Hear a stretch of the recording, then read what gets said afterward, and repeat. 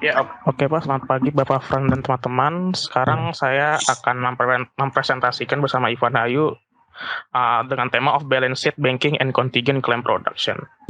Nah, sebelum itu kita kasih tahu dulu nih definisinya apa loan commitment itu. Nah, di sini definisinya kita perjanjian untuk membayar jumlah tertentu dengan ketentuan tertentu juga. Biasanya dalam periode tertentu juga. Nah, syaratnya biasanya terspesifik bagaimana nilai suku bunga dihitung, maturasi dari utang, dan digunakan untuk apa uang didapatkan. Nah, selain ada loan commitment, ada juga namanya commitment fee, yang dimana kompensasi bank yang biasanya didapat dari beberapa kombinasi dan biasanya disebut yang tadi commitment fee. Nah, dan ternyata sebagai commitment fee itu dinyatakan sebagai persentase dari total komitmen dan dibayar di muka oleh pembinjam ketika komitmen sedang dinegosiasikan. Nah, itu. Dan selanjutnya, nah ini penggunaan dari loan commitment tersebut. Kan banyak perusahaan didirikan dengan menggunakan uang hasil pinjaman, dimuat dari konstruksi dan tanah seperti pinjaman leverage, buyout, dan merge akuisisi. Pinjaman juga ikut dalam backup di belakang. Slide-nya tidak jalan. Ivan, sudah saya ganti, Pak. Oh, belum diganti ya. Oke. Sudah saya ganti, Pak. Tapi nggak jalan di tempat saya. Di tempat teman-teman jalan nggak? Halo? Belum, Pak. Belum jalan. Nah, Dewi punya juga belum jalan, Ivan. Coba. Sudah saya ganti, udah ganti. Di teman-teman, use loan commitment, judulnya use of loan commitment. Di tempat saya belum, di tempat Dewi juga belum. Yang lain di stop share dulu aja, Pep. Di stop share baru share lagi. Stop share, oke. Stop share. Stop share dulu. Iya, sudah di use of loan commitment. Oke. Nah, tadi kan di si Ivan, sebelum kamu ke situ, kan kalau kita melihat dari definisi yang kamu sampaikan, secara harafiah itu dalam konteks balance sheet itu sendiri apa menurut kamu? Balance sheet B-nya itu laporan keuangan, Pak. Jadi kalau di akuntansi ada namanya statement itu, ada namanya neraca, Pak. Itu balance sheet itu mengatur segala posisi keuangan saat periode tertentu, Pak. Bukan periode, waktu tertentu. Oke. Orientasinya apa, Pedro, kira-kira? Seperti Ivan katakan, dia adalah periode waktu tertentu dalam konteks melihat struktur atau neraca keuangan itu sendiri. Tapi orientasinya apa kira-kira, Julius, menurut kamu? Tertukar. Bagaimana? Aset liabilitas. Ya betul. Ya. Tapi dalam narasi berpikirnya, kira-kira menurut kamu gimana?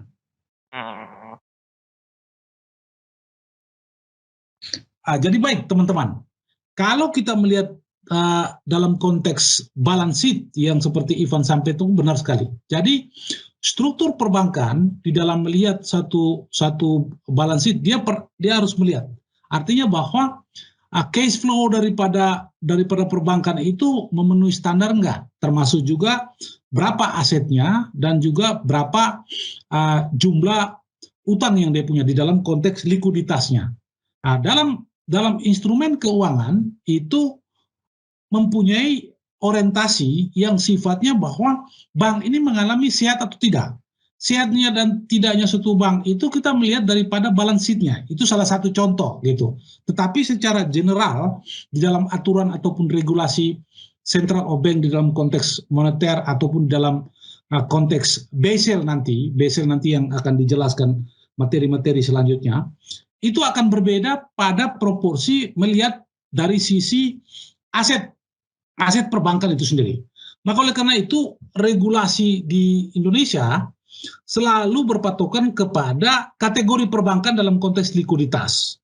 Artinya kemampuan bank itu sendiri. Nah, dasar kemampuan bank itu sendiri itu ada bermacam-macam. Sehingga ada kategori bank di Indonesia itu bank berkategori buku 1. bank berkategori buku 2, bank berkategori buku 3, bank berkategori buku 4. Salah satu instrumen dilihat di dalam kategori ini adalah aspek yang balance sheet itu sendiri. Sedangkan use of loan dalam konteks komitmen yang Julius sampaikan ini, itu adalah bagian instrumen di dalam proses detail. Di dalam melihat bank itu, keuangan perbankan itu memberikan aspek likuiditas sehat atau tidak. Ini yang perlu dilihat. Maka oleh karena itu, teman-teman jangan terjebak dengan tawaran-tawaran aplikatif, misalnya dari marketing perbankan atau dengan produk-produk perbankan yang memberikan informasi menyenangkan. Karena psikologi secara kita sebagai manusia itu kan ingin memberikan instrumen di dalam mendapatkan profit atau benefit. Nah, itu biasanya akan terpengaruh. Nah, contoh kata misalnya kita tidak menerapkan fixed rate begitu, tetapi ada produk-produk tertentu menawarkan fixed rate. Padahalnya kita floating mas atau kita mempunyai sistem keuangan atau sistem perbankan di dalam reaksi suku bunga itu dia floating gitu, tidak bersifat fix gitu. Nah, ini yang perlu dijelaskan. Nah, kita kembali kepada balance sheet di dalam konteks yang sudah disampaikan Ivan ataupun saya sudah menyampaikan tadi, itu adalah bagian instrumen di dalam melihat struktur keuangan daripada perbankan. Struktur keuangan perbankan itu punya orientasi apa? Ya, punya orientasi likuiditas. Untuk apa likuiditas itu kita lihat di dalam konteks perbankan itu? Nah, itu kita akan ukur di dalam performance bank atau kinerja bank, ataupun bank itu mempunyai posisi sehat atau tidaknya suatu perbankan itu sendiri. Nah, ini yang perlu dilihat di dalam proporsi keuangan perbankan itu memberikan informasi kepada kita di dalam proses decision making ataupun keputusan. Nah, ini yang terpenting di situ. Tapi yang paling fatal apabila kita tidak memahami di dalam konteks instrumen perbankan itu sendiri dalam konteks neraca. Yang harus dilihat itu sendiri bahwa balance sheet itu memberikan ekspektasi atau informasi bahwa bank itu mengalami aspek yang sehat atau tidak. Ini sebenarnya instrumen. Nanti produk-produk turunan nanti atau apa-apa yang harus dilakukan nanti Julius sama Ivan yang akan menyampaikan secara detail dan kita akan saling melengkapi. Saya rasa itu. Ada pertanyaan, ada masukan dari teman-teman dari informasi yang sudah disampaikan Julius ataupun formulasi pembahasan yang disampaikan oleh saya tadi. Ada pertanyaan? Kalau tidak ada, lanjut Julius. Iya, oke. Nah, selanjutnya kita akan kind of loan commitment. Dalam praktik loan commitment dapat dibagi menjadi dua jenis, yaitu adalah fixed rate sama variable rate. Yang dimana fixed rate itu memberikan bunga dengan presentasi tetap meskipun adanya ketidakpastian. Dan kalau untuk variable rate itu berbeda dengan fixed rate. Bunga yang diberikan berbeda-beda antara periodenya tergantung indeks rate beserta beberapa tambahan. Ada dua jenis rumus yang digunakan untuk menghitung bunga, adiktif sama multiplicatif. Nah, selanjutnya itu, ini bagian proses loan commitment yang dimana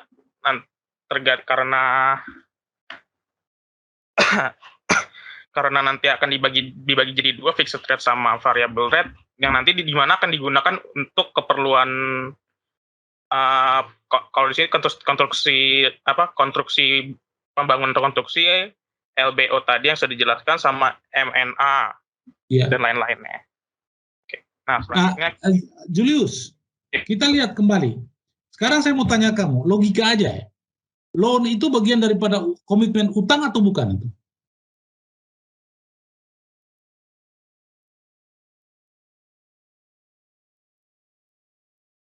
Julius. Termasuk utang, Pak. Komitmen utang. Oke. Mengapa dikategorikan dalam konteks loan utang dalam memberikan penerapan apa yang disebut dengan fixed rate dan variable rate? Kira-kira orientasinya apa? Sehingga masuk di dalam konstruksi land development loan, LBO, M&A, working capital, dan general business purpose. Kira-kira kenapa harus ada semacam itu? Instrumen itu memberikan implikasinya apa? Itu. Menurut kamu gimana, Julius? Kalau menurut saya Pak, Ivan Pak, ya. Kalau misalnya fixed rate sama variability ini biaya buat kita ngatur kontraknya Pak. Kan kalau misal kayak ada KPR gitu Pak, misal KPR, itu kan ada beberapa tahun pertama itu menggunakan fixed rate Pak. Sedangkan setelah beberapa tahun pertama itu berpindah kepada variable rate karena adanya ketidakpastian Pak. Kan bunga bisa naik turun Pak. Sedangkan kalau fixed rate itu kan bunganya tetap saat pembayaran kita. Lah itu sebagai itu biayanya lebih mahal, tapi itu menjadi sebuah kayak pemanis dalam perjanjian itu Pak. Jadi karena ada fixed rate itu akan menarik beberapa orang yang ingin membeli rumah Pak. Jadi wah ini lebih menarik karena kayak nggak ada misal beberapa tahun ke depan resesi atau mungkin inflasinya sangat tinggi. Jadi karena itu kita mengesampingkan itu semua Pak.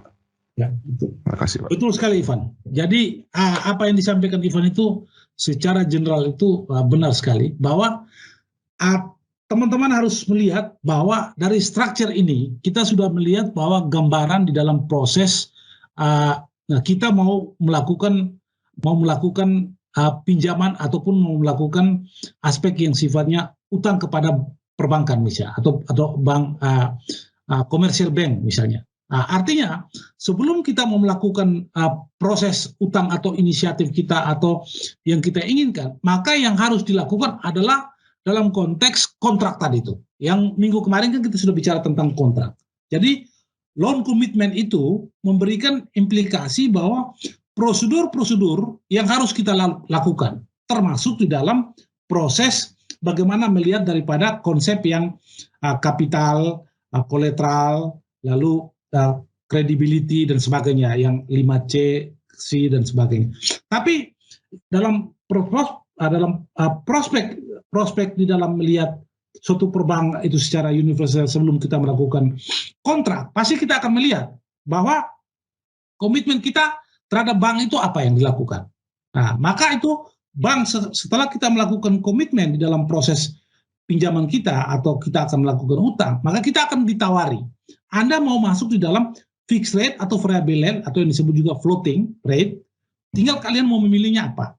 Kalau fixed rate seperti Ivan katakan itu memang benar bahwa prospek yang sifatnya kepastian tetapi memberikan implikasi positif, ada kepastian di dalam konteks keputusan bahwa dia tidak akan terpengaruh dari aspek naik turunnya suku bunga ataupun inflasi dan sebagainya. Itu pasti dia tidak akan pengaruh. Kalau dengan pola pendekatan fixed rate gitu dalam konteks sistem moneter yang diterapkan di negara masing-masing perbankan misalnya itu. Nah, tetapi kalau variable rate atau floating rate, dia pasti akan mengikuti pergerakan pasar. Nah, ini yang perlu dilihat. Hanya saja teman-teman jangan terpengaruh dengan aspek fixed rate atau variable rate. Tinggal Anda melihat benefit daripada peminjaman Anda itu dalam range waktu itu berapa lama gitu.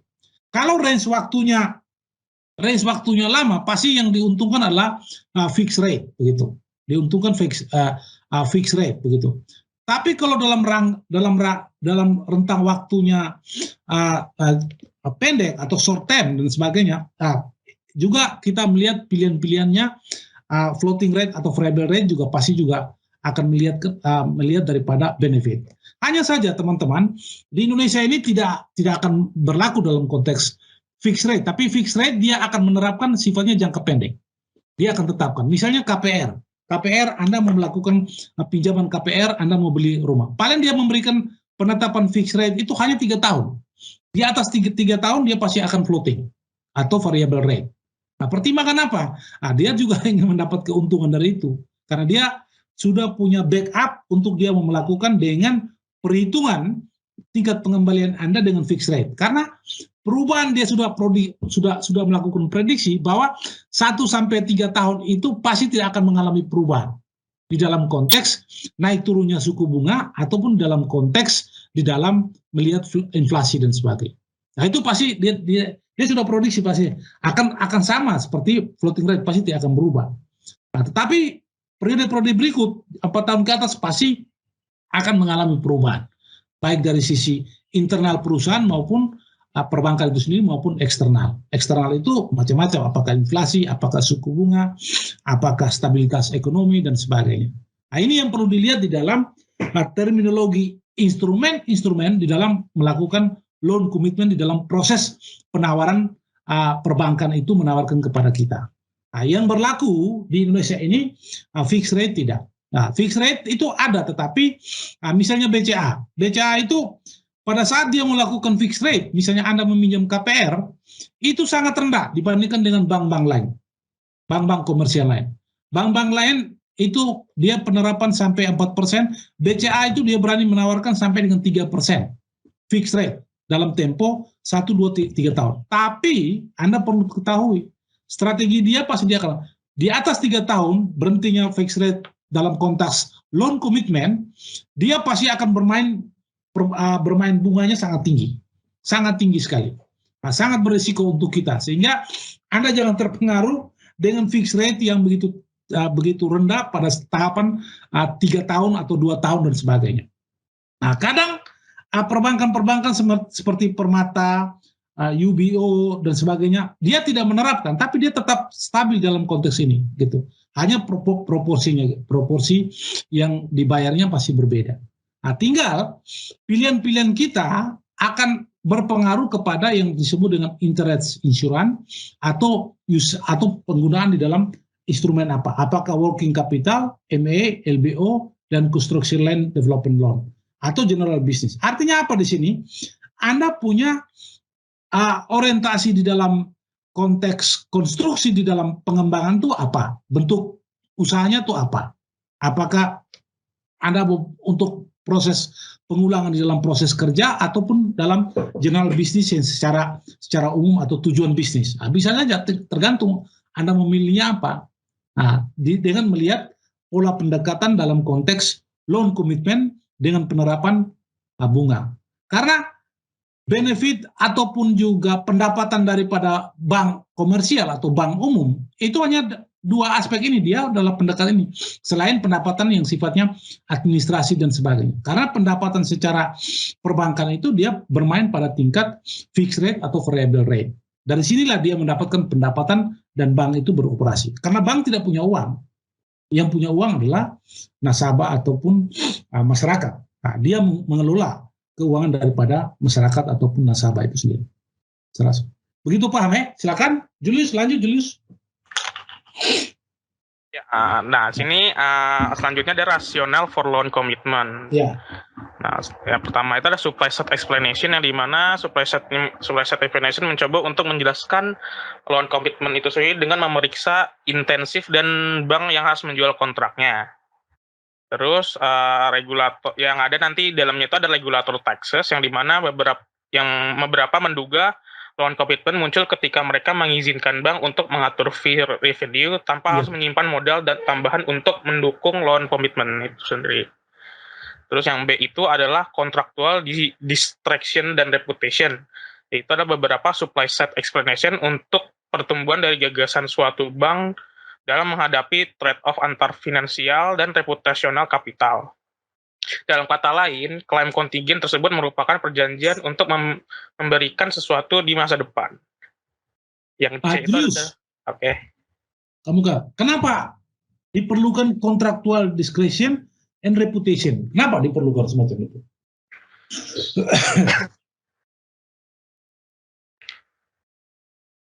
Julius, kenapa diperlukan?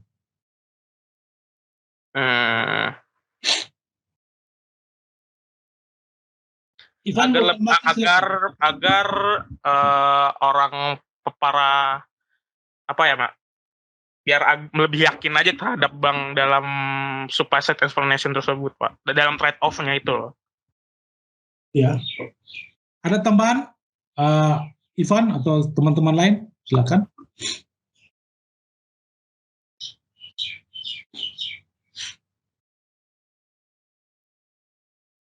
Baik teman-teman, contractual discretion and reputation ini di dalam melihat bahwa aspek yang sudah disampaikan Julius itu adalah bagian daripada proses interaksi antara sisi pihak perbankan dan sisi pihak peminjam gitu. Contractual discretion ini dalam konteks reputation ini akan melihat di mana proses yang disebut dengan accountability-nya apa. Accountability artinya dalam proses tanggung gugat Anda sebagai seorang nasabah dan tanggung gugat perbankan yang memberi pinjaman. Itu ada aspek itu di dalam konteks contractual discretion ini. Sehingga accountability itu pasti akan berjalan. Accountability itu berjalan akan merespon yang disebut dengan responsibility. Artinya di dalam konteks tanggung jawab itu. Nah, tanggung jawab itu harus dilakukan.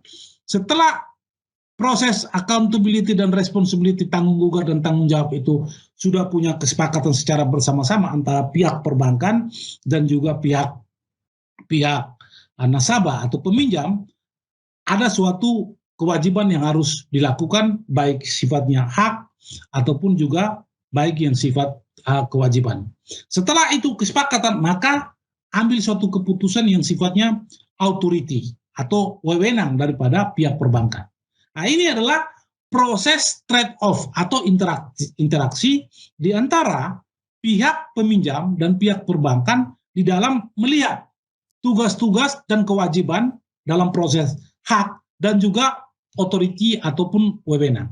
Nah, dari sisi ini kita bisa lihat bahwa contractual dan discretion and reputation memberikan suatu kesimpulan dan orientasi bahwa bank punya tanggung jawab, bank punya wewenang, tetapi dia juga harus memberikan responsibility di dalam konteks tanggung gugat dia apabila terjadi mengalami kerugian daripada nasabah dan sebagainya. Ada implikasinya.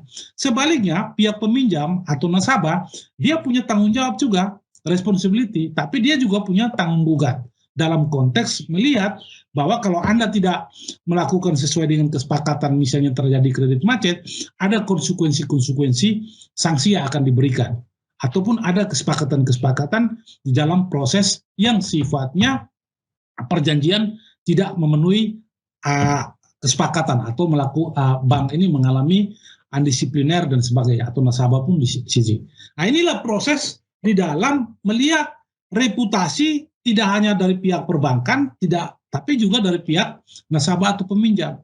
Proses trade-off atau interaksi ini adalah bagian suatu proses di mana masing-masing itu mempunyai authority di dalam proses keputusan. Nah, kalau reputasinya tidak bagus, pasti bank akan melakukan aspek undisipliner ataupun sanksi dan sebagainya. Sebaliknya, kalau bank itu mengalami kerugian, regulasi secara nasional ataupun internasional akan memberikan sanksi pada perbankan itu sendiri. Nah, ini yang perlu dilihat di dalam kesepakatan-kesepakatan. Oleh karena itu, Anda jangan terjebak, misalnya kita ditawari asuransi dan sebagainya, kita ditawari untuk berinvestasi. Kadang surat lembaran itu kan banyak kita lihat ya dalam proses transaksi. Kadang kita nggak perlu, tidak malas baca lah, kita mau tanda tangan. Padahal kita tidak berpikir bahwa di situ itu banyak butir-butir penjelasan yang menyangkut contractual discretion dan reputasi yang masing-masing melihat tanggung jawab dan juga hak serta kewajiban. Nah, itu yang perlu dilihat. Dari pihak perbankan pun juga begitu, atau dari pihak lembaga keuangan intermediasi lain seperti asuransi, pembiayaan lain ataupun koperasi, padahal masing-masing orientasinya itu. Jadi kalau kita melihat ini, reorientasinya adalah yang disebut dengan tanggung jawab, tanggung gugat, dan authority atau wewenang dalam proses keputusan. Itu Lanjut Julius, silakan.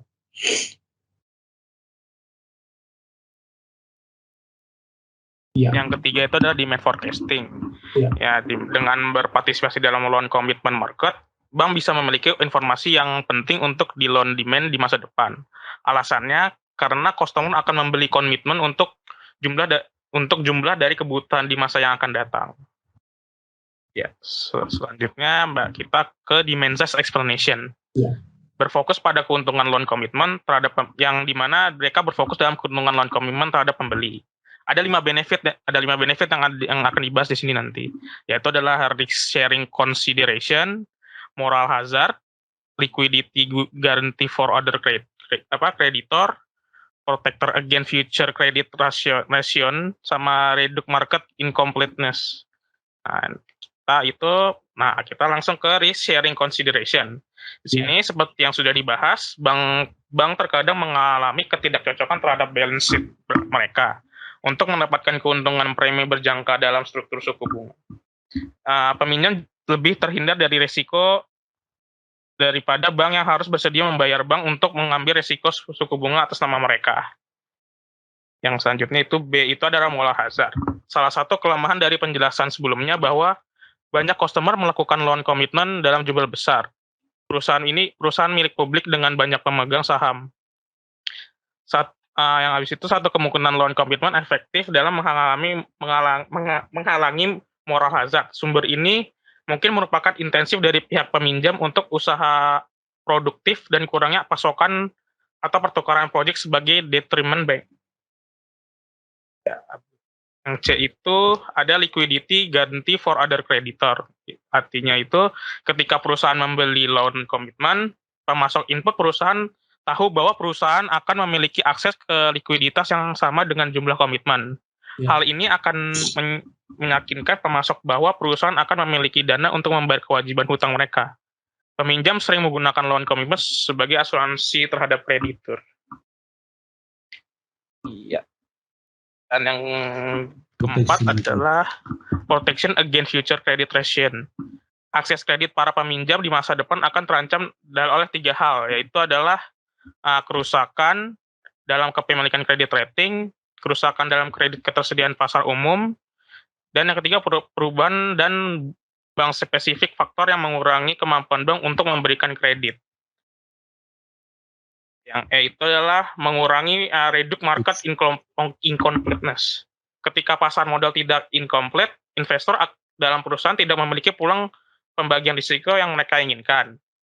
Jika pasar tidak lengkap atau incomplete dan loan commitment menghasilkan payoff untuk para peminjam yang tidak bisa diganti oleh linear combination dari sekuritas yang ada, lalu persediaan loan commitment mengurangi pasar dengan incompleteness.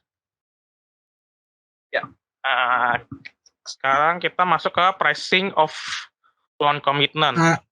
Julius, kalau kita lihat dari 5 aspek tadi ya, dalam yang terakhir ini ya, reducing market incompleteness.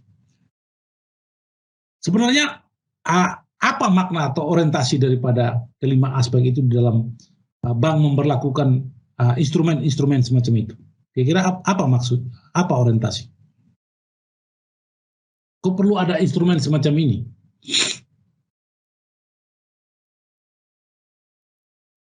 Moral hasrat, lalu itu kenapa?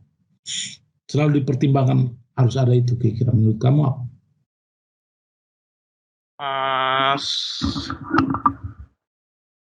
Supaya tidak terjadi resiko, Pak. Risiko yang terjadi ketika peminjam melakukan loan commitment. Oke, yang konkretnya gimana? Coba kamu jelaskan, coba. Pak Ivan bantu jawab, Pak. Iya, silakan Ivan. Iya. Misal tadi kita waktu Bapak tadi kan bilang moral hazard. Misal kalau di luar konteks yang ini, Pak ya. Misal di asuransi. Iya. Di asuransi yang sering dicontohkan dalam moral hazard kan asuransi, Pak. Jadi misal kalau saat kita, misalnya saya membeli asuransi, sebelumnya saya hidup itu dengan hidup sehat, tidak merokok, makan sayur lah, sedangkan waktu itu saya membeli asuransi, Pak. Setelah membeli asuransi, hidup saya lebih kayak saya mau merokok, saya mau makan daging yang banyak kolesterol, karena biaya rumah sakit kan dibiayai sama asuransi. Jadi saya secara tidak langsung kayak bukan biayanya dibayar asuransi, jadi kayak lebih merasa aman gitu, Pak. Jadi lebih ugal-ugalan, lebih ngapa-ngapain gitu, Pak. Seperti itu. Jadi dengan adanya nasabah yang seperti saya, asuransi akan sebelum saya membeli asuransi pun, asuransi sudah menghitung atas risiko saya melakukan moral hazard. Jadi mereka mungkin akan bisa menaikkan paymentnya atau bagaimana gitu, Pak. Baik, Pak, terima kasih. Terima kasih, Pak. Jadi teman-teman sekalian, dengan adanya reducing market incompleteness ataupun juga moral hazard ataupun yang sifatnya dalam konteks memasuki loan commitment, kita harus melihat bahwa bank juga akan melihat bahwa dia melakukan seperti yang Julius katakan tadi, bagaimana forecastingnya tadi. Jadi dia melakukan asumsi-asumsi dalam melakukan peramalan terhadap pihak nasabah dengan forecasting yang akan dia lakukan. Nah, itu pasti akan dilakukan. Tapi yang terpenting di sini adalah proses forecasting di dalam melakukan loan commitment itu memberikan implikasi seperti yang Ivan katakan tadi. Misalnya contoh asuransi. Proses kita melakukan asuransi itu memberikan implikasi bahwa kita lifestyle-nya pasti akan berubah. Tetapi tidak serta-merta di situ. Nah, bank pasti akan melakukan forecasting sehingga di dalam instrumen loan commitment, di dalam proses komitmen Anda, dia pasti akan bertanya, historis hidup Anda tuh macam mana? Historis penyakit Anda pasti ada macam mana? Ada poin-poin yang akan dia tanya, begitu. Nah, termasuk juga penyakit yang tidak memberikan implikasi kecelakaan dan sebagainya, itu pasti akan di poin dimasukkan bahwa itu tidak masuk dalam pembebanan. Nah, itu makanya itu harus hati-hati. Nah, hal yang sama juga akan terjadi apabila loan commitment di dalam melakukan prediksi, misalnya semacam usia begitu. Usia pun sama. Kalau usia Anda meminjam KPR di atas 50 ke atas, nah itu pasti bank akan melakukan forecasting di dalam proses melihat, nah ini harus hati-hati. Sehingga aspek moral hazard pasti akan dijaga dalam perspektif mengantisipasi apabila terjadi sesuatu yang merugikan nasabahnya. Nah, ini pasti akan dilakukan. Tapi yang perlu dilihat secara keseluruhan dalam konteks loan commitment itu, dia pasti akan melihat struktur pendapatan Anda nasabah itu dari mana. Apakah bisnis, dan pendapatan itu pasti akan diklasifikasi lagi.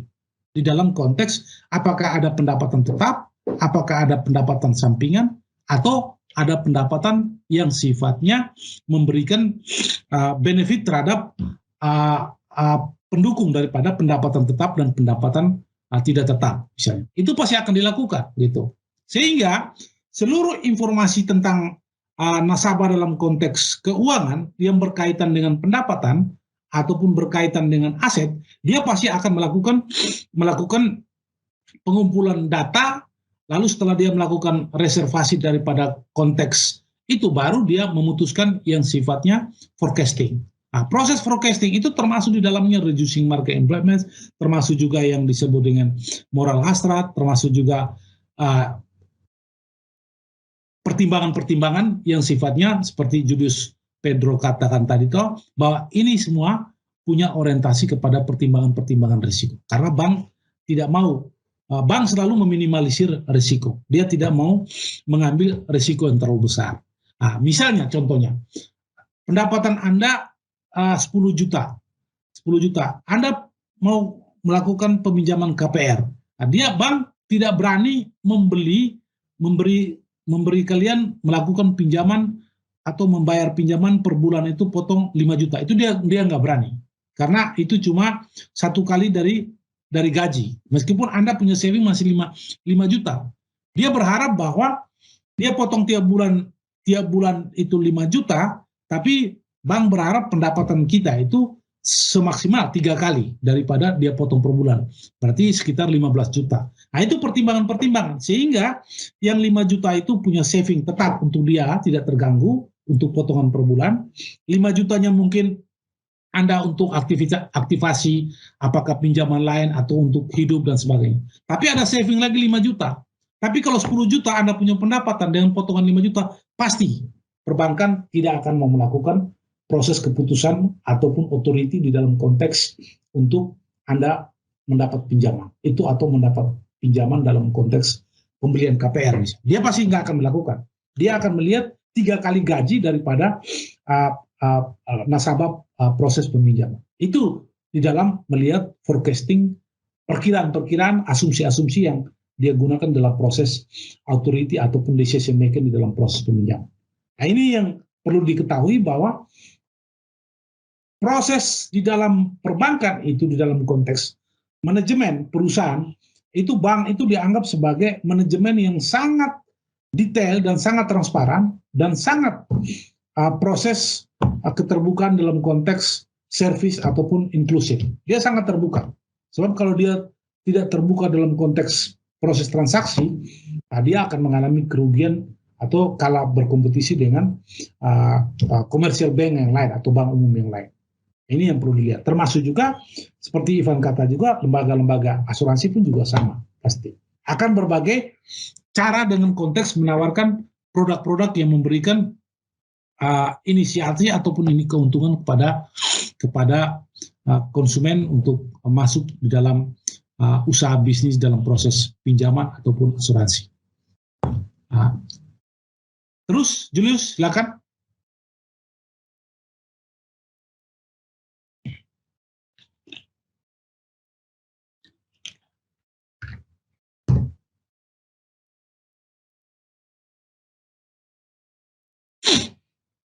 Terus, Julius. Suara tidak ada, Julius. Tes. Ya, udah ada. Tadi itu, nah kita baru masuk ke model. Nih, di model ini kita akan mempelajari analogi antara loan commitment dan optionnya.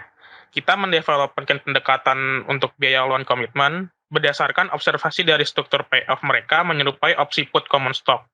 Nah, ini ada beberapa komponen penting dari materi ini adalah identity of deliverable, option price, strike price, dan exercise date period. Selanjutnya, nah misalnya nih kita ingin menilai komitmen pinjaman yang diterbitkan pada waktu itu T sama dengan 0 yang akan memungkinkan pembeli untuk meminjam sebesar nilai nominal pinjaman atau harga kesempatan dari opsi jual.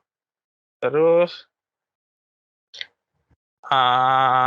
pada waktu T sama dengan 1, pada beberapa tingkat bunga yang telah ditentukan IC jatuh tempo pinjaman akan menjadi satu periode, yaitu akan jatuh tempo pada T2 yang dimana pinjaman akan bebas dari resiko gagal bayar.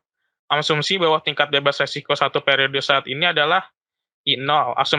Asumsi bahwa aset satu periode dari hitung peminjaman adalah T1 akan menjadi I lebih besar daripada I0 atau I lebih kecil daripada I0. Dan berikut hasil dari permodelan tersebut seperti ini.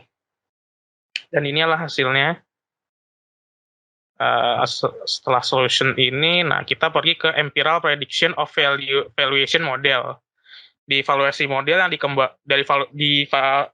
valuasi model ini, model yang dikembangkan menunjukkan peminjaman yang membayar loan commitment untuk mengunci borrowing rate. Maka harus memerlukan komitmen untuk dilatih ketika peminjam mengalami kenaikan dalam cost of spot market borrowing.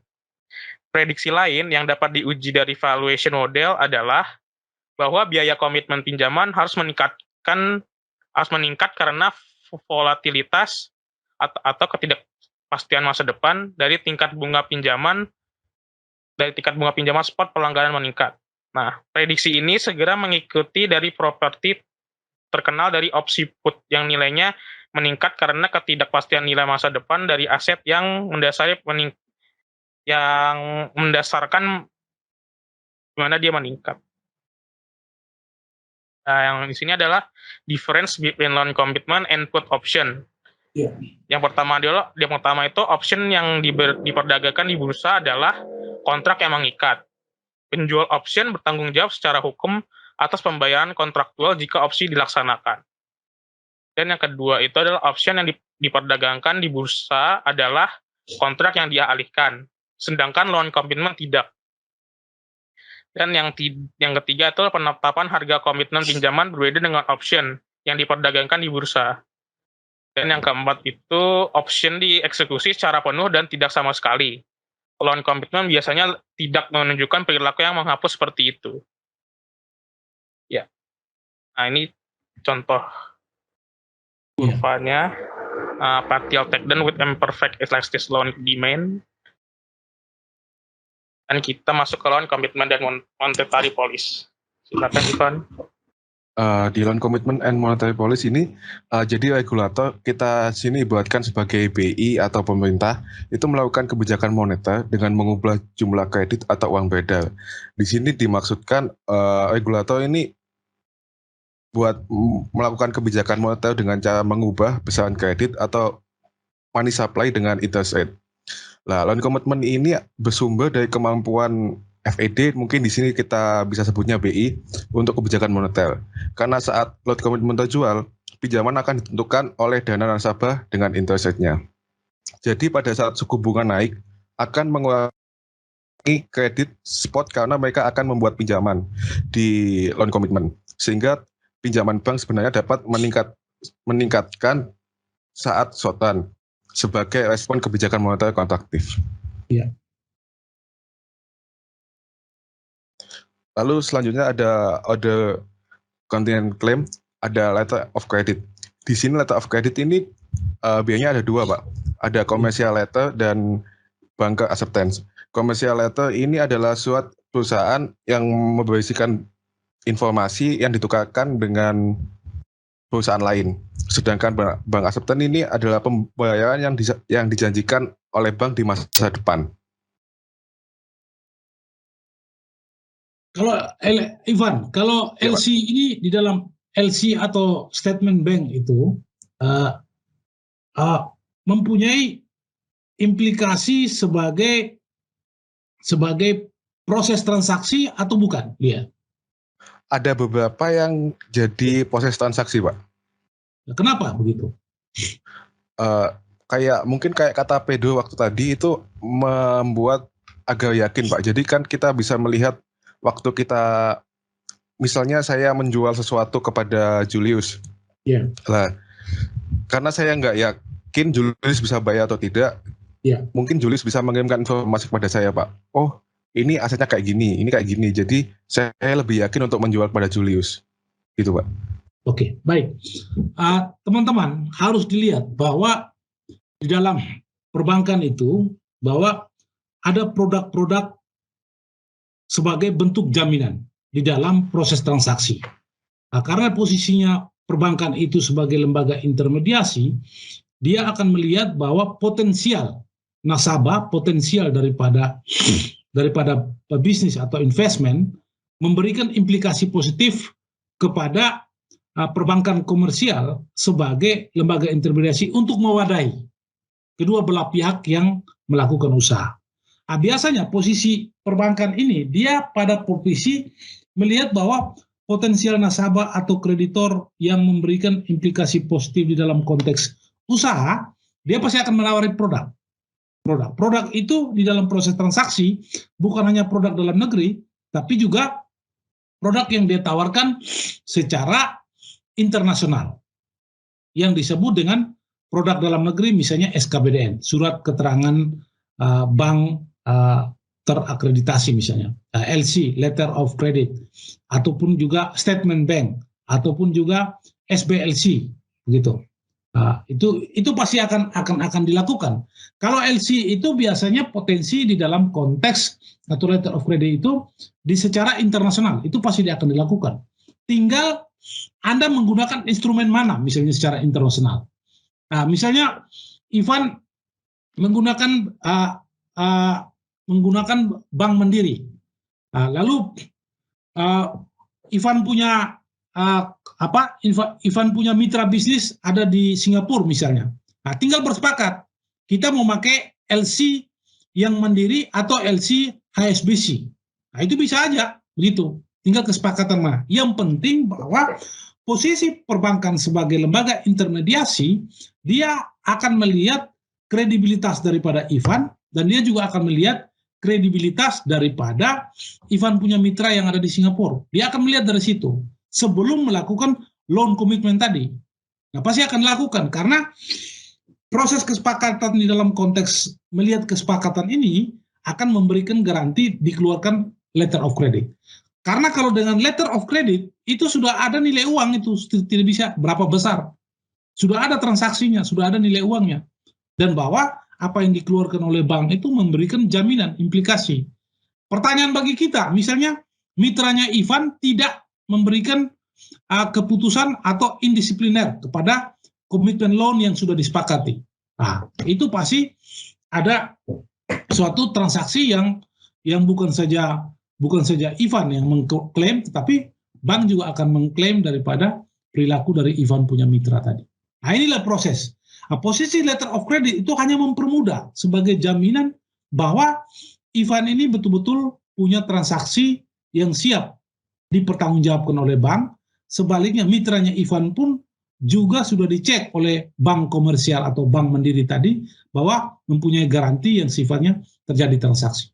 Nah, disinilah posisi bank sebagai intermediasi dengan bank mengeluarkan yang namanya letter of credit, yaitu perdagangan atau transaksi dalam bentuk jaminan internasional. Kalau dalam bentuk dalam negeri, misalnya Ivan sama Christian atau Ivan sama Melvin dan sebagainya, ya itu pakai SKBDN aja, tinggal proses loan commitment atau komitmen kontrak kerjanya dilakukan. Nah, ini proses di dalam melihat instrumen di dalam produk-produk perbankan itu bukan saja dalam bentuk cash, tetapi juga ada surat utang ataupun letter of credit di dalam konteks jaminan memberikan garansi bahwa itu pun bisa dilakukan di dalam proses transaksi. Jadi tidak serta-merta secara cash. Gitu. Ada jaminan garansi yang memberikan authority dan juga wewenang bahwa Anda punya kapasitas di dalam proses transaksi yang bank mengakuinya. Gitu. Saya rasa begitu. Silakan Ivan, lanjut.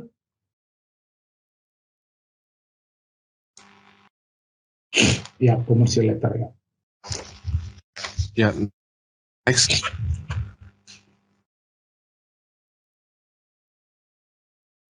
Next, Pat. Ya, ini tadi yang udah kayak Pak Van jelaskan, ya mengenai LC sama Bank Acceptance. Tadi kan juga udah Bapak jelaskan kalau biaya dipakai di perdagangan internasional, kayak ini importer dan eksportir. Jadi bisa di next lagi, Pat. Nah, SBLC ya. Lalu selanjutnya ada standby letter of credit. Ini biasanya sebagai jaminan yang diberikan bank apabila terjadi wan prestasi dari peminjam dan diberikan, jadi penerima dapat mengambil klaimnya, Pak. Seperti itu.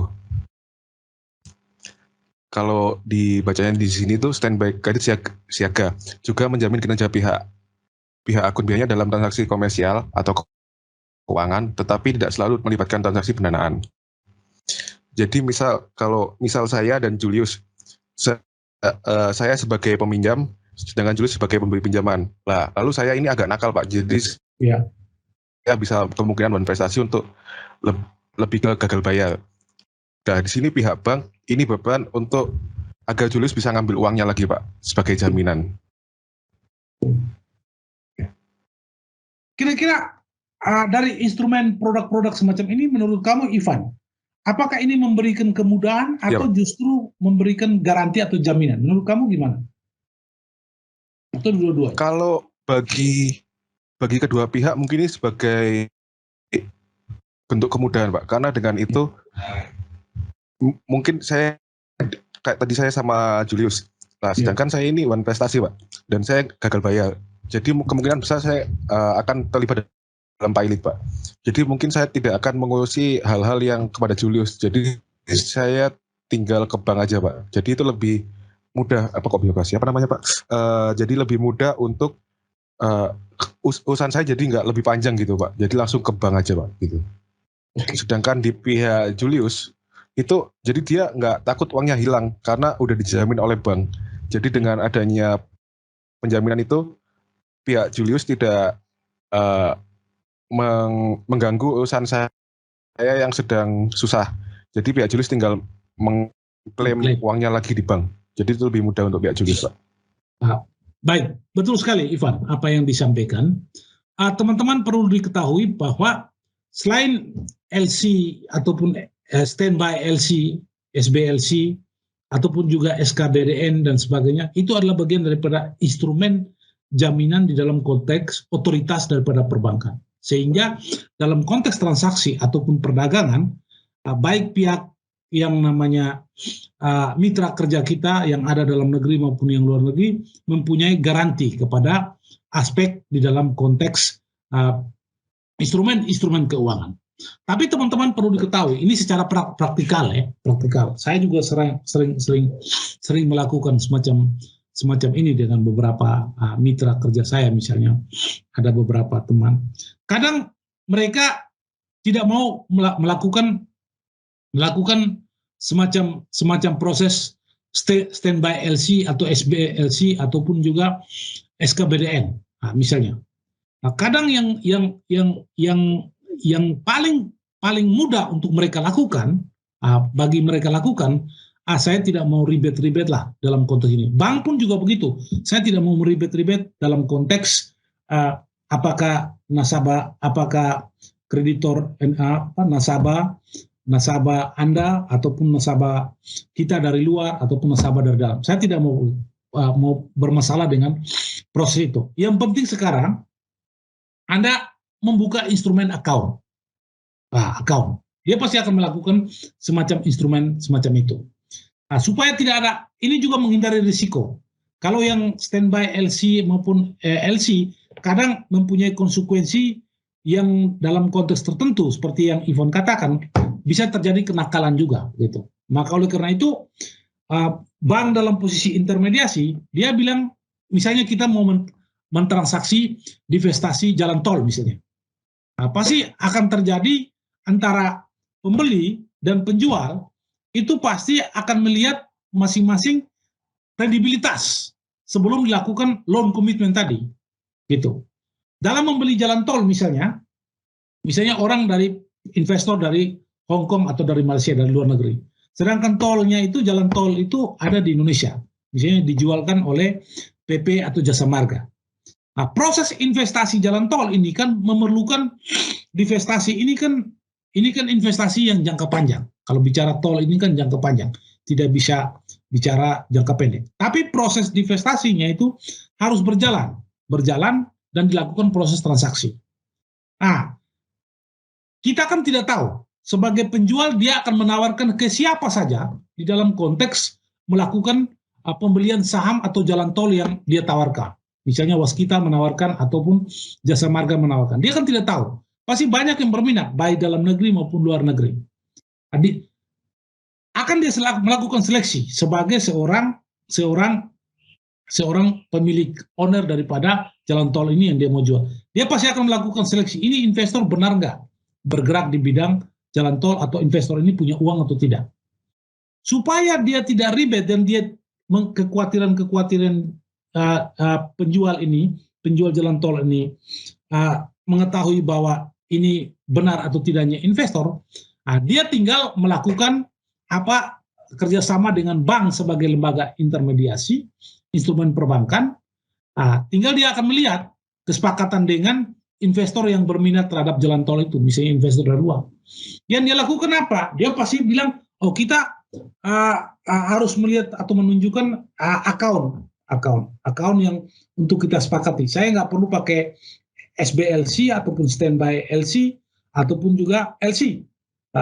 Lalu apa yang ditawarkan? Untuk ribet ini bank juga tidak mau mengambil risiko, karena risiko LC maupun standby LC itu juga harus hati-hati, karena LC itu ada tipe-tipe macam-macam LC.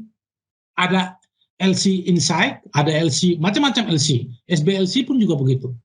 Biasanya seperti kembali kepada kasus sebagai lembaga intermediasi, kasus jalan tol tadi yang kita case tadi, maka bank akan menawarkan, silakan kamu membuka atau mengeluarkan atau menawarkan kepada pembeli tadi, mengeluarkan yang disebut dengan BG atau bank garansi. Dia keluarkan, BG itu sudah ada uangnya bahwa investor ini benar mau beli jalan tol, dan pihak penjual ini sudah tahu bahwa BG yang sudah dia keluarkan betul dia punya uang sekian untuk dia beli jalan.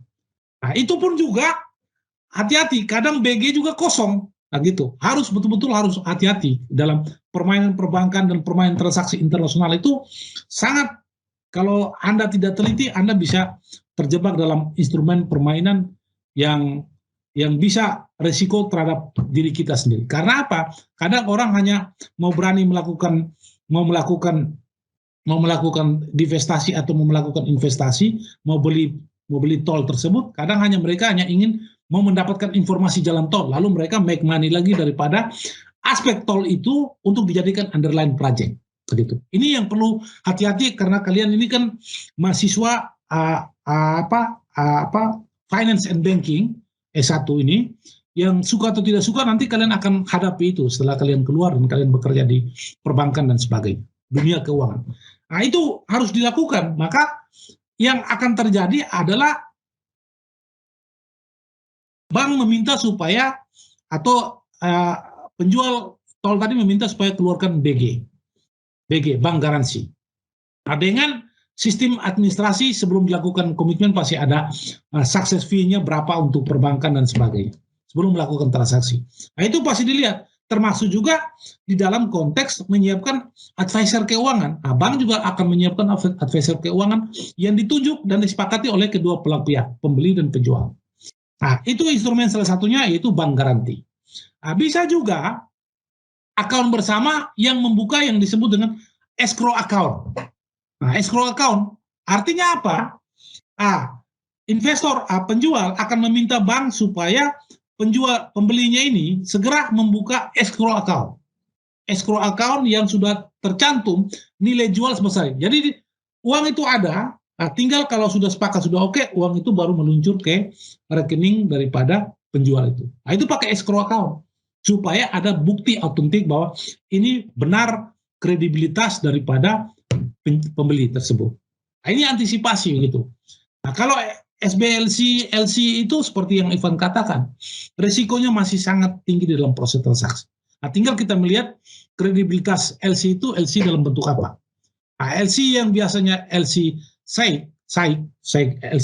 inside, nah itu yang sangat berkualitas. Tapi ada jenis macam-macam LC, ada SBLC dan macam-macam gitu. Manipulatif di dalam konteks transaksi internasional atau perdagangan internasional menggunakan instrumen perbankan sangat banyak. Apalagi proses perubahan di dalam konteks fintech, finansial teknologi, digital transaksi dan sebagainya. Waduh, itu lebih ribet dan lebih banyak manipulatifnya. Apalagi ada yang mengeluarkan misalnya bank garanti ataupun yang disebut dengan sistem transaksi dalam konteks M1, MT, dan sebagainya. Waduh, itu lebih ribet. Apalagi keluar yang disebut dengan web account dan sebagainya. Nah, itu, waduh, itu banyak manipulatif. Hati-hati itu. Itu dah. Nah, ini yang perlu. Karena orang bebas saja di dalam dunia perbankan, di dalam dunia keuangan internasional itu banyak uang yang suka atau tidak suka, sangat banyak.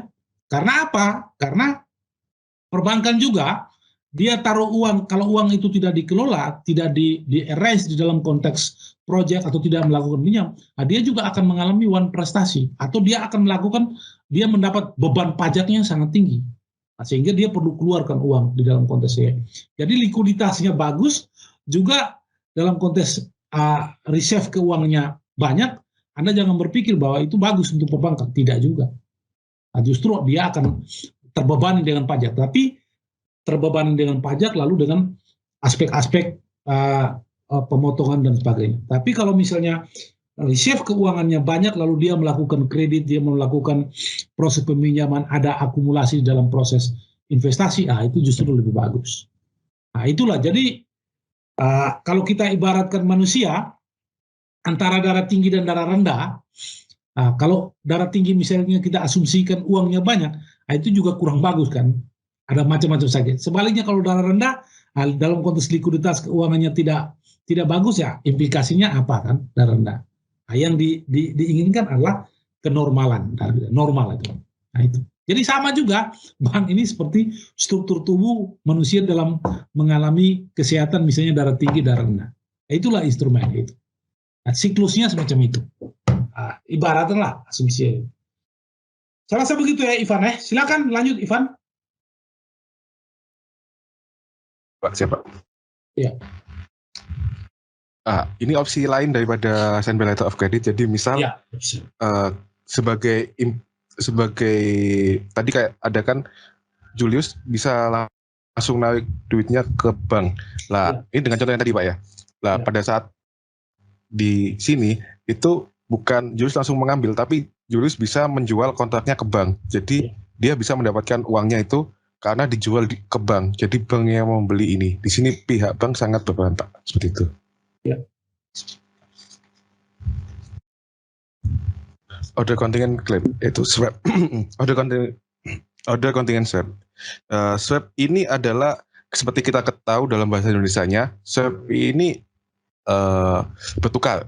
Jadi di sini ada pertukaran, biasanya di sini pertukaran misalnya pertukaran suku bunga Pak, atau pertukaran lain-lain. Ini misalnya saya sama Julius, saya agak berat di masalah pembayaran ini, sedangkan Julius agak berat di masalah pembayaran ini. Jadi kita bertukar, saya yang membayar pembayaran Julius dan Julius membayar pembayaran saya Pak, seperti itu. Ini dia dalam mengelola risiko Pak. Nah seperti ini contohnya, misal firm A ini Ivan, firm B ini Julius. Jadi misal saya agak susah membayar di loan, sedangkan Julius agak susah di lain, jadi saya yang akan membayar bunganya Julius, sedangkan Julius akan membayar bunga saya Pak, seperti itu.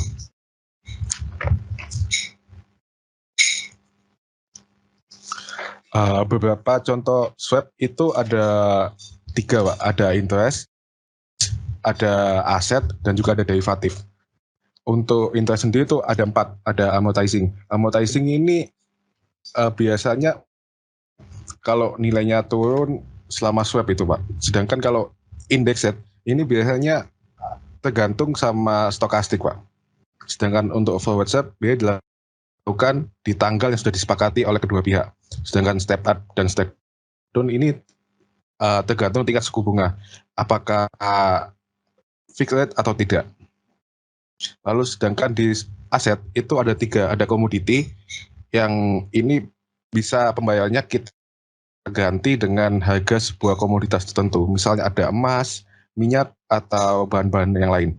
Sedangkan indeks ini juga sama, tapi bedanya ini biasanya kayak disepakati kayak di Indonesia misal. Kalau di Indonesia kan ada beberapa indeks di saham, misalnya ada LQ45. Jadi kita sesuaikan dengan return dari indeks LQ45 itu sendiri Pak. Sedangkan untuk mortgage ini biasanya hasil hipotek yang diukur dengan floating rate Pak. Sedangkan di derivatif itu ada 2. Ada 2, itu ada swaption sama caps. Caps sendiri juga dibagi 2, ada floor dan collar. Kalau swaption ini bisa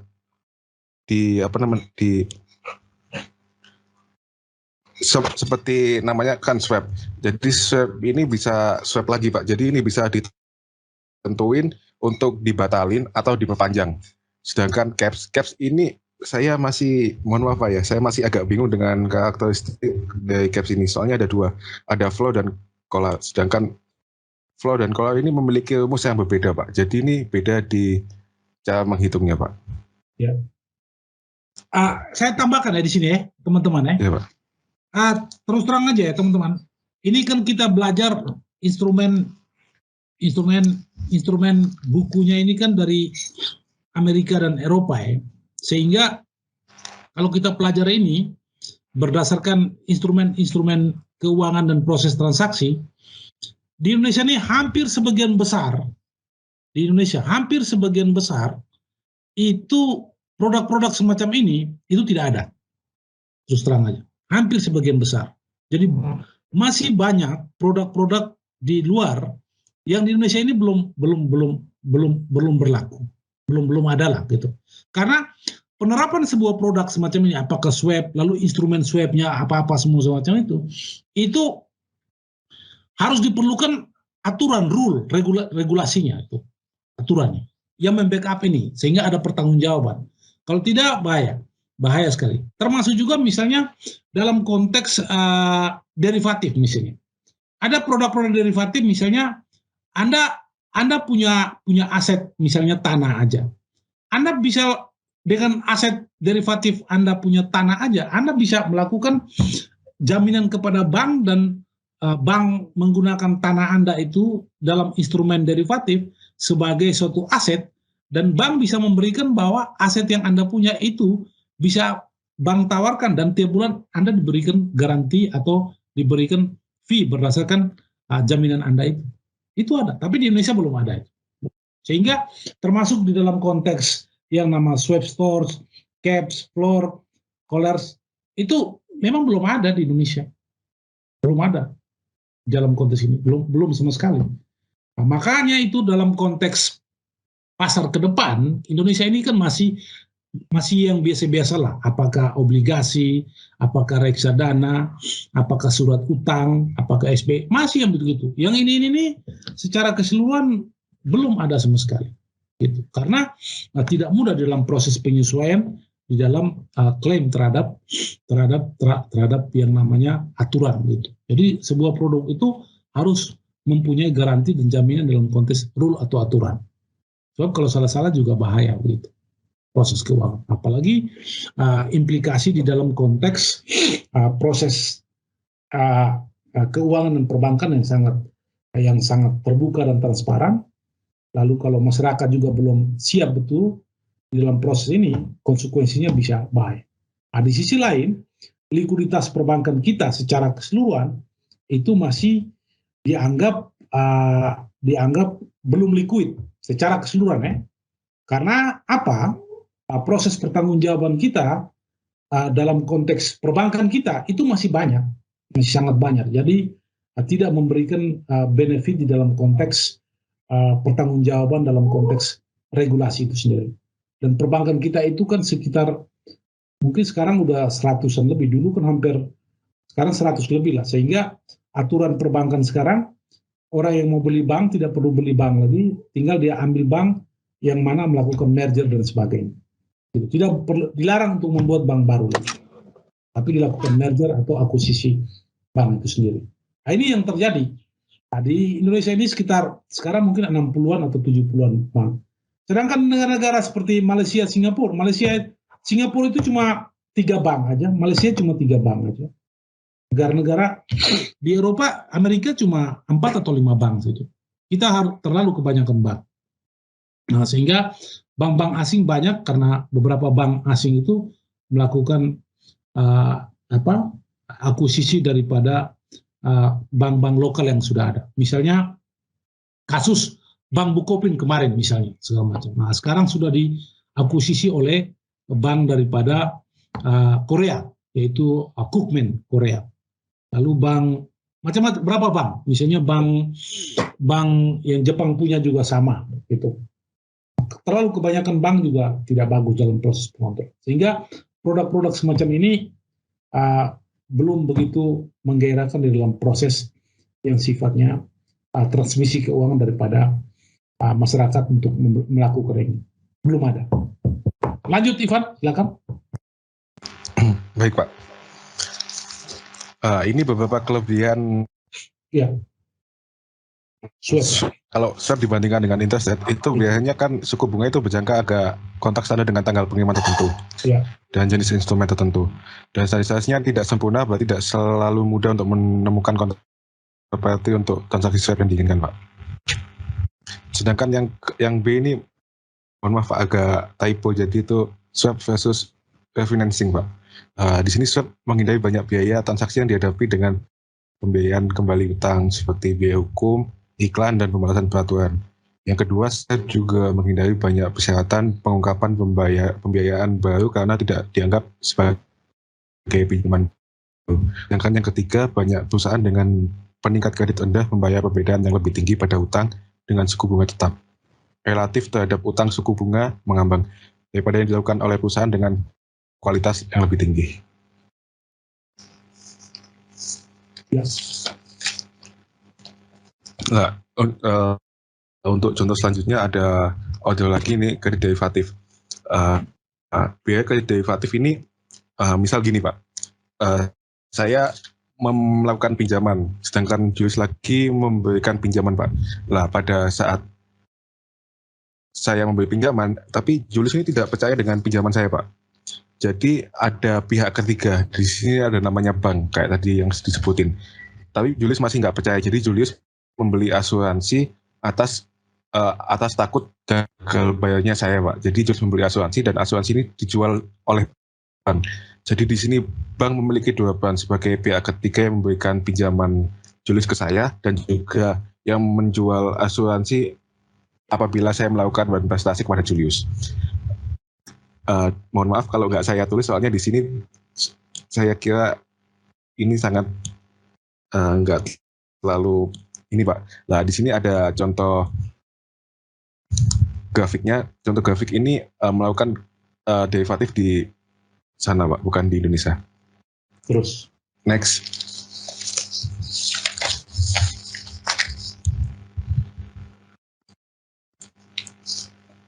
Selanjutnya ada resiko.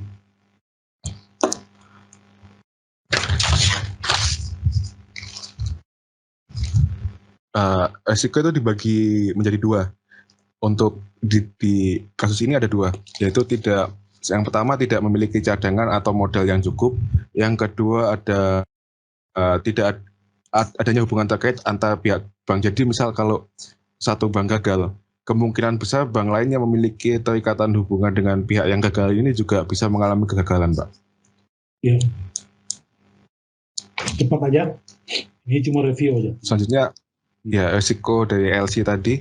Ini yang pertama sudah Bapak jelasin tadi, misalnya di credit risk itu biayanya ada gagal bayar. Yang kedua ada political risk, ini biayanya ada campur tangan pihak lain. Next. Ini juga dari resikonya itu juga ada dua lagi. Itu ada misalnya kayak legal. Ini misal kayak waktu kita swap, ini ternyata ada next. Yang ini pihak swap. Ini ada yang pertama ada counterparty. Ini misalnya ada salah satu pihak yang nggak bisa bayar. Yang kedua ada resiko legal. Misalnya pada saat melakukan swap ternyata ada masalah di swap itu dan bisa terkena kasus hukum, Pak. Seperti itu. Ya, mungkin ini aja yang bisa kita sampaikan. Barangkali ada tanggapan atau ada saran dan kesalahan yang bisa dibenahi, dipersilakan. Terima kasih Ivan sama Julius. Ada pertanyaan dari teman-teman sekalian? Teman-teman? Silakan. Baik, kalau tidak ada, menurut Ivan sama Julius, terakhir ini. Ya.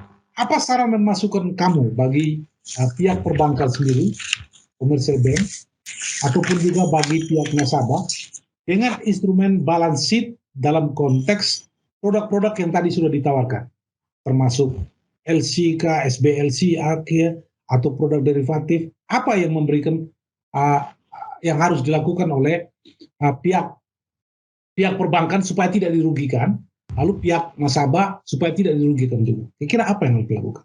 Sebelum dilakukan yang namanya loan commitment tadi, kira-kira apa yang harus dilakukan? Sebelum dilakukan loan commitment, ya. Mungkin kan tadi Bapak udah bilang udah dijelasin sama Julius juga masalah data informasi, Pak.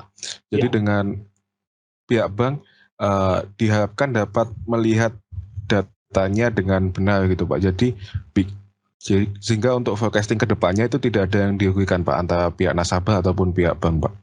Saya rasa itu, Pak. Oke, ada tambahan, Julius? Iya, saya sebenarnya juga ada biar tidak terjadi keduanya tidak mengalami risiko. Yang benar dikatakan Ivan tadi, adanya pemeriksaan dari bank supaya tidak terjadi risiko, dan juga mungkin dilakukan lebih kayak perjanjian gitu, gak ini masih mau gak gitu, apa gimana gitu. Kalau saya sih gitu aja sih. Baik, teman-teman sekalian, kalau kita lihat instrumen yang sudah disampaikan tadi, itu adalah bagian daripada proporsi di dalam melihat balance sheet di dalam konteks internal perbankan sendiri.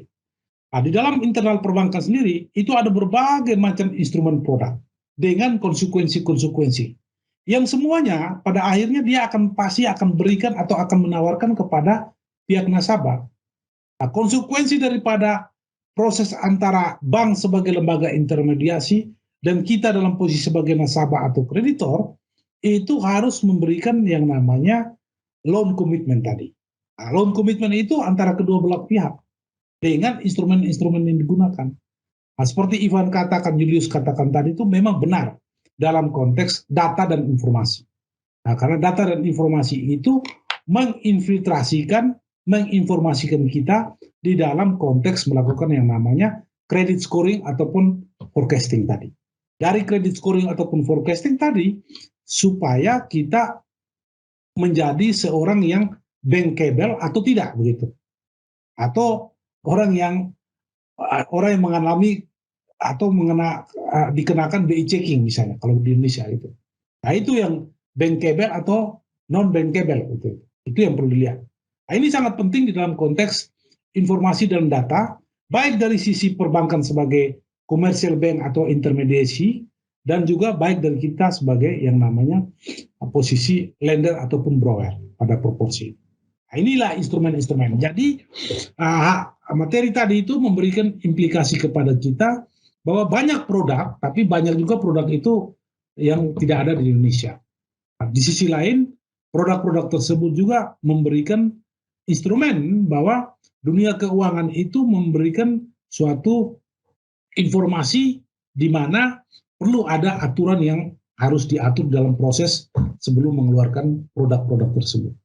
Tapi inti daripada materi ini adalah bahwa sisi perbankan dan sisi kreditor atau nasabah itu semua memberikan implikasi positif di dalam proses penyelesaian dengan melakukan yang namanya loan commitment. Saya rasa itu yang bisa ditambahkan di dalam konteks kesimpulan. Bagus sekali antara Ivan sama Julius dalam proses interaksi ini. Saya berikan nilai 85 ya. Terima kasih Ivan sama Julius. Ya, makasih banyak Pak. Terima kasih.